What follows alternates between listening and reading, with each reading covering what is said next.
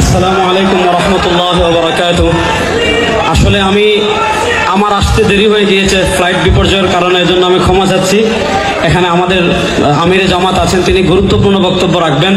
আমি 1 মিনিটে 2টা কথা বলে শেষ করব। প্রথমে একটা কথা আমি বলি, আল্লামা জাহিদ কাউসারি রাহিমাহুল্লাহ তার মাকালাতুল কাউসারিতে একটা প্রবন্ধ লিখেছেন, হুকমু মুহাওয়ালাতি ফাসলিদ্দিন আনিদ দাওলা।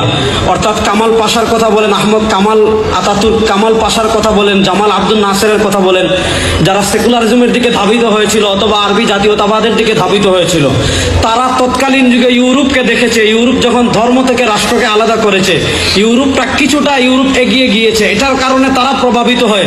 ওই সময় মুসলমানদের ভিতর 2টা চেতনা ছড়িয়েছিল, একটা হলো আরবি জাতীয়তাবাদ, আরেকটা হলো সেকুলারিজম।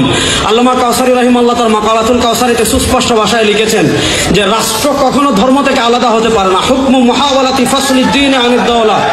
রাষ্ট্র থেকে ধর্মকে আলাদা করা এটা সেকুলারিজম চিন্তা। এমন চিন্তা কোনো মুসলমান ভূখণ্ডে কোনো মুসলমান যদি লালন করে তার ঈমান থাকবে না। আমি শুধু আপনাদেরকে একটা কথা বলি, 52 বছর বাংলাদেশে, 52 বছর বাংলাদেশে যখনই রক্ত দেওয়ার প্রয়োজন হয়েছে, এদেশের ইসলামপন্থী মুসলমান রক্ত দিয়েছে, কিন্তু আমাদের মাথার উপর কাঁঠাল খেয়েছে আরেক জামাত। আমরা দেখেছি সবসময় আমরা রক্ত দেই, ক্ষমতায় যায় আরেক দল, কাঁঠাল খায় আরেক দল।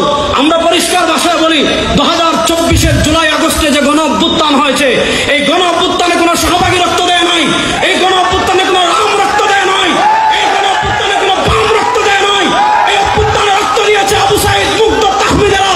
সুতরাং এবার বাংলাদেশে আর আমরা মানুষের কোন তন্ত্রমন্ত্রকে দেখতে চাই না, বাংলার রাষ্ট্র ক্ষমতায় আমরা ইসলামকে দেখতে চাই।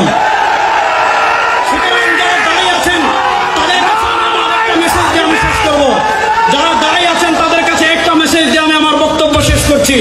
আমাদের ভিতর আকীদাগত ইখতিলাফ থাকতে পারে, আছে, কিয়ামত পর্যন্ত থাকবে। মাযহাবগত ইখতিলাফ আছে, থাকবে, কিন্তু বাংলাদেশের রাষ্ট্র ক্ষমতায় ইসলাম যাক, এ ব্যাপারে আমাদের ভিতর কোনো ইখতিলাফ আছে? বলেন, এ ব্যাপারে আমাদের ভিতর কোনো ইখতিলাফ আছে?